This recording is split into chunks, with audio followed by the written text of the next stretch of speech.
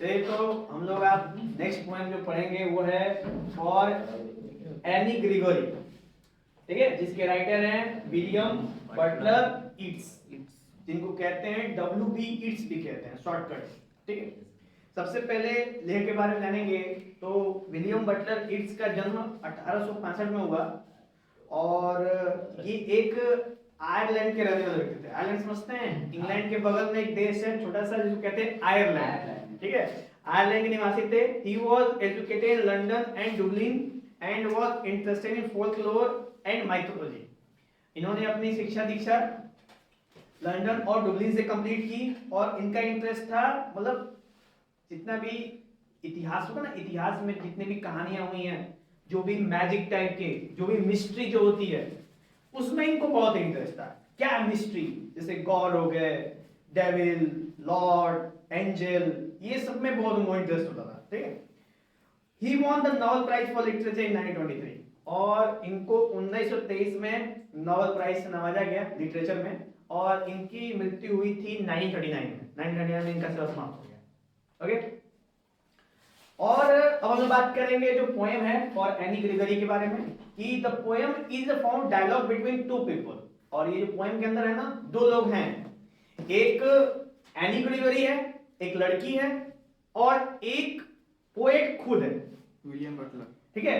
नाम है उनका William Butler Yeats. Yes sir. तो ये दो लोगों के बीच में वाद विवाद है, जिसकी मतलब कि क्या है ना, जो पोएट हैं वो लड़की को बताना चाहते हैं कि जो उसकी आउटर ब्यूटी है, फिजिकल ब्यूटी है, उससे केवल इंसान ही प्रभावित हो सकते हैं, ठीक है, ह्यूमंस। जो किसी की भी आउटर ब्यूटी है, जैसे कि एनी की बात हो रही है ना, तो जो एनी की आउटर ब्यूटी है उससे केवल ह्यूमंस ही प्रभावित हो सकते हैं, क्योंकि ह्यूमंस को फिजिकल चीजें देखती हैं। और केवल भगवान है, गॉड है, जो किसी से भी प्यार करेंगे, किसी से भी, अपने हर एक बच्चों से प्यार करेंगे बिना किसी भेदभाव के। लेकिन ह्यूमंस हैं वो अट्रैक्शन की वजह से प्रेम करते हैं। किसी एक व्यक्ति का दूसरे व्यक्ति के प्रति जो लगाव हो जाता है, अट्रैक्शन हो जाता है, खिंचाव हो जाता है, उसकी वजह से प्रेम व्यवहार बढ़ता है और उस खिंचाव में चाहत होती है। चाहत का मतलब कोई ना कोई गोल होता है दिमाग में कि मुझे एकदम इस व्यक्ति से ये चीज चाहिए और तभी ये रिलेशन बरकरार रहता है। मैं तो रिलेशन काम खत्म कर रहा हूं, समझ आया? Yes sir. हंस रहा है क्यों हंस रहा है? कुछ याद आ रहा है दिमाग में सर आ गया दूसरा। हाँ, जो यही सत्यता है बेटा, यही सत्यता है कि भगवान के अलावा कोई ऐसा नहीं है जो आपको बिना किसी मतलब के प्रेम करे। माना सभी लोग, तब इस हिसाब से प्रेम भी एक स्वार्थ हो गया, मतलब ही हो गया, ठीक है। जिसमें क्या होता है कि जो लोग होते हैं वो अपने पार्टनर पे डिपेंडेंट होते हैं किसी ना किसी चीज के लिए, चाहे वो मनी, चाहे वो सेक्स। Yes sir. इतना कोई फुस वाली बात नहीं है। जो बात है वो क्रिस्टल क्लियर, और क्रिस्टल क्लियर बात करने वाला हूं मैं, बस, ठीक है, घुमा के बात नहीं करता। चलो शुरू करें हम इस कविता को। चलो तो सबसे पहले, never shall a young man thrown into disappear by those great honey coloured ramparts at your ear love you for yourself alone and not your yellow hair.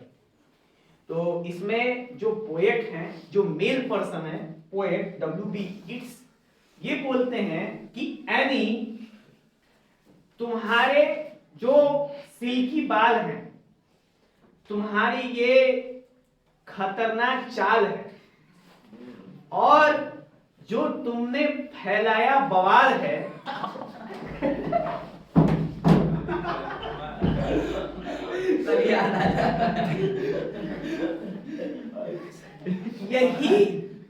यही कारण है जो तुम्हारी फिजिकल ब्यूटी है, जो तुम्हारा लुक है, जो अपीयरेंस है, जो दिखता है समाज में, इसी की वजह से कोई भी तुमसे प्रेम कर सकता है, कोई भी तुमको चाह सकता है। ये बात पोएट बोलते हैं, तुम लोग क्यों उसी को देख रहे हो? अरे वो सब नहीं कर सकते। उसको क्यों देख रहे हो? अच्छा लग रहा है। तो भी कर दो भाई। ठीक है,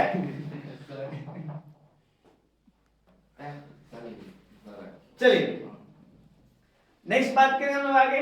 तो ये था पोएट के द्वारा फर्स्ट स्टैंजा जिसके अंदर ये बात कही गई। अब बारी किसकी आती है? एनी की।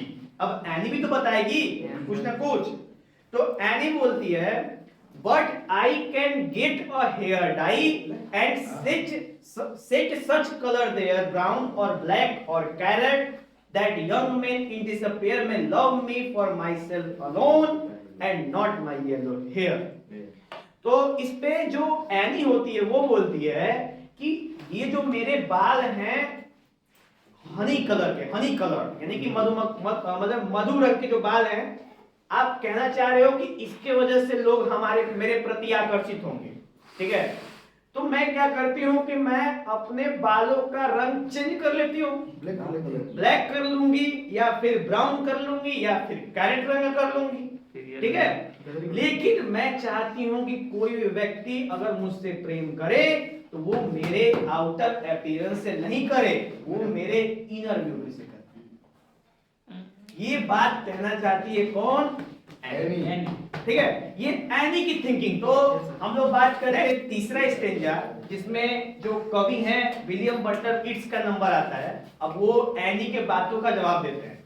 क्या कि I heard an old religious man but yesterday night declare that he had found a text to prove that only God, my dear, could love you for yourself alone and not your yellow hair।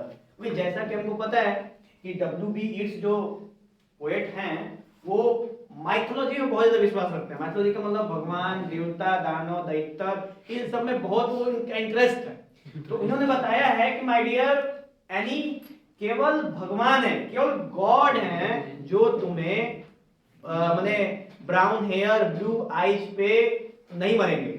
ठीक है, नहीं तुमसे प्रेम करें केवल इसकी वजह से, तुम्हारे फिजिकल अपीयरेंस से वो प्रेम नहीं करें। केवल कौन है? भगवान। ठीक है, भगवान ही है जो सबसे बिना कोई फिजिकल कुछ हुए वो क्या करते हैं? प्रेम करते हैं। ठीक है, बाकी इंसान जो भी हैं उन्हें कुछ ना कुछ चीजों की आवश्यकता होती है और वो उस मोटिव के ऊपर से ही प्रेम करते हैं। कोई भी कहे कि मैं सच्चा आशिक हूं किसी चीज के लिए, तो वो भी किसी ना किसी तरीके के स्वार्थ में है, क्योंकि सत्य प्रेम का मतलब है कि उसमें सेक्स और मनी शब्द का नाम ना है।